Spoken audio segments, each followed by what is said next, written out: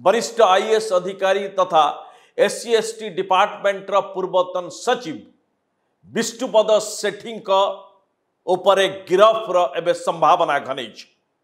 गत डिसेम्बर 2024 रु bridge and roof corporation एक ठिका काम को लेकिन एक ठिकादार 37 कोटी टंकार बिल पारित करवा नहीं कि जो 10 लाख टंकार लांच कारबार होता आउ सीबीआई द्वारा यहाँ धरपकड़ करा जाइथिला।